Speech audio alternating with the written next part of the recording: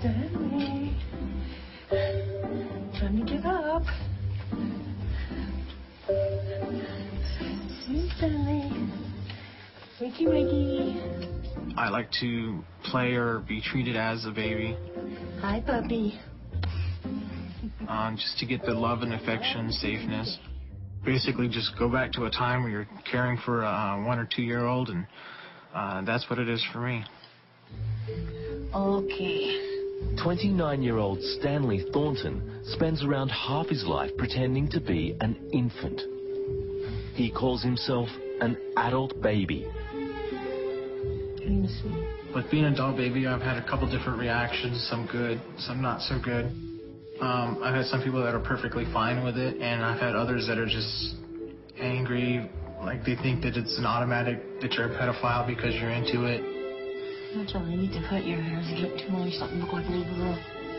Stanley shares a house with former nurse Sandra Diaz. She's not Stanley's mom, but is happy to play that role. I love him like he's my favorite nephew. He's like my family member who lost his mother, and it's like I'm the aunt stepping in saying, it's okay, I'm still here for you. To step into Stanley and Sandra's modest home is to enter a fantasy world where a grown man plays with Legos, sucks on a pacifier, is spoon-fed, uses baby talk, and even wears a diaper. It's a life of make-believe that many would consider taboo. Or if I do, he is sure to cry. I think our cultural norms tell us that we're supposed to be babies, and then we grow up and we go through teenage and then we become adults, you know, and if somebody is trying to jump back, then that feels uncomfortable and people feel threatened by something that's out of the ordinary. To avoid public shaming, Stanley switches to adult mode when he leaves the house. This afternoon, he's at a hardware store, buying wood for an upcoming DIY project. A supersized high chair. The high chair started 2 years ago as a small project. I've been working on the plans for about 1.5 years.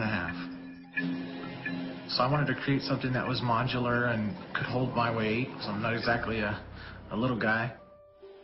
Stanley's already customized other baby furniture to make his fantasy life feel more real.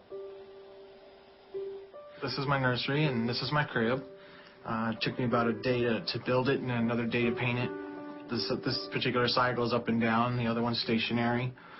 I like it. It's very comfortable. It's easy to get into the baby feel while you're in it. I mean, there's nothing else like it, waking up in a crib as opposed to a bed. And sleeping in the crib, you wake up as a child and you can continue on from there. And it's easy to stay in the same mindset. I got my hands on a baby-sized play yard that I converted for adult weight. Didn't take much more than putting a inch-thick board in the bottom, and it goes from supporting 60 pounds to about 350 pounds. Stanley knows many people might regard his lifestyle as bordering on insanity. There was a time he would have agreed with them. I started getting into it when I was about 14. The first thought is you start thinking you're crazy, you know, because this isn't normal. At least that's what you think. And you're thinking you're the only one that's doing it. And then you get down the road and you start getting on a computer and you're like, wow, there's all these other people that are doing it. And then you find the name for it. The name for Stanley's lifestyle is infantilism. For some participants, it's a kind of fetish. But Stanley's motivation to be a baby is not sexual. For some people, being an adult baby is a sexual fetish for them. However, for most of us, it's just... you know, you're doing it to relax. You come home from work and, you know, you change into baby mode and, you know, you put away all your adult stuff. Everything gets on hold.